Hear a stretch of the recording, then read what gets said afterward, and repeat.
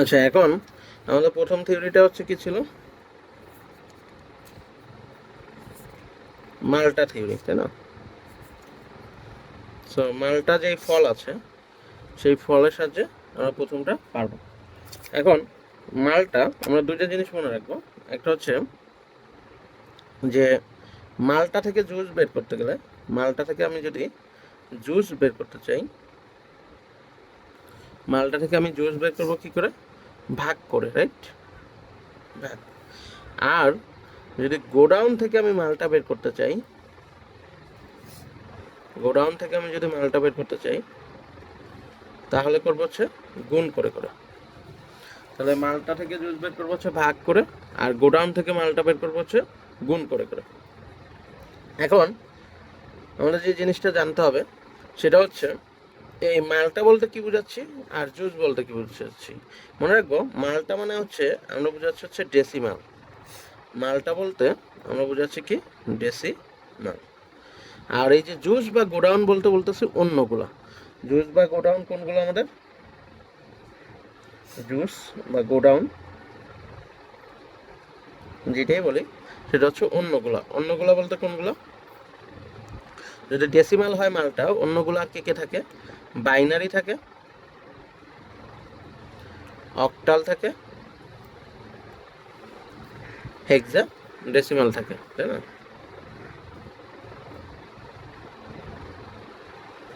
So এইগুলো হচ্ছে আমাদের জুস বা গোডাউন। এখন আমাদের তাহলে প্রথমটা হচ্ছে কি, মালটা থেকে জুস বের করতে গেলে কি করতে হয়? ভাগ প্রক্রিয়া করতে হয়। আর গোডাউন থেকে মালটা বের করতে গেলে গুণ করতে হয়। আমাদের সাপোজ এরকম একটা সংখ্যা দিল যে 25, এটা একটা ডেসিমাল সংখ্যা, এটাকে কি করো? বাইনারিতে বের করো। তাহলে 25 এটাকে কি দুই দুই মানে হচ্ছে কি বাইনারি, তাই না? 2 দেখে আমরা বুঝবো বাইনারি, আর এই 10 দেখে বুঝবো কি ডেসিমাল। হ্যাঁ, ভিত্তি দেখে। সো এইখানে আমাদের এইটা থেকে কি করতে হবে? বাইনারিতে বের করতে হবে। এখন আমরা বললাম কি 10 মানে হচ্ছে মালটা, তাহলে আমি মনে রাখবো এটা হচ্ছে আমাদের কি মালটা। তাহলে মালটা থেকে কি বের করতে বলছে? মালটা থেকে কি বের করা যায়? অবশ্যই জুস বের করা যায়। আর যদি বলে মালটা বের করো, তার মানে কি হচ্ছে, সাপোজ এরকম আছে যে 100, এটা একটা অক্টাল সংখ্যা, এইখান থেকে আমাদের বললো মালটা বের করো। তাহলে এই যে 10 মানে কি মালটা বের করো। মালটা যদি বের করতে বলে তাহলে আমরা কি কোথা থেকে মালটা বের করা যায়? গোডাউন থেকে। তখন আমরা চিন্তা করবো যে গোডাউন থেকে আমি মালটা বের করছি, এটা তখন আমার গোডাউন।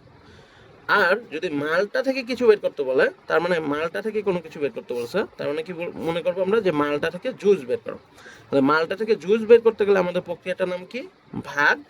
আর এটা কি গোডাউন থেকে আমি মালটা বের করছি, তার মানে আমরা কি করব? গুণ প্রক্রিয়া করব। ঠিক একইভাবে যদি আমরা দেখাই যে এইটা যদি হয় যে সাপোজ আমাদের আছে 108, এইটা আমাদের একটা কি ধরলাম ডেসিমাল সংখ্যা, এইটা থেকে আমাদের বের করতে বলছে কি হেক্সাডেসিমাল। তাহলে আমার কি মালটা থেকে বের করা লাগছে, মালটা থেকে অন্য কিছু। মালটা থেকে মানে কি জুস। তাহলে মালটা থেকে জুস বের করতে গেলে কি করতে হবে? ভাগ করতে হবে। এটাকে তখন আমি জুস ধরবো। হ্যাঁ, মালটা থেকে জুস বের করতে গেলে এটাই তাহলে আমরা কি করব? ভাগ প্রক্রিয়া করব। আবার যদি আমাকে এরকম বলে যে এ টু বি, এটা থেকে আমাকে ডেসিমাল বের করতে বলছে, তার মানে কি আমাকে ডেসিমাল বের করতে বলছে, মালটা বের করতে বলছে, মালটা বের করতে বলছে। তো মালটা কোথা থেকে বের করবো? গোডাউন থেকে, রাইট? তাহলে গোডাউন থেকে মালটা মানে হচ্ছে কি গুনে গুনে বের করবো। আমরা যখন গোডাউন থেকে মালটা বের করি তখন কিভাবে বের করবো? গুনে গুনেই তো বের করবো, তাই না? যে কয়টা হিসাব রাখার সুবিধার্থে। এই কারণে গোডাউন থেকে আমরা যখন বলবো মালটা, তখন হচ্ছে কি আমরা গুণ প্রক্রিয়া করব।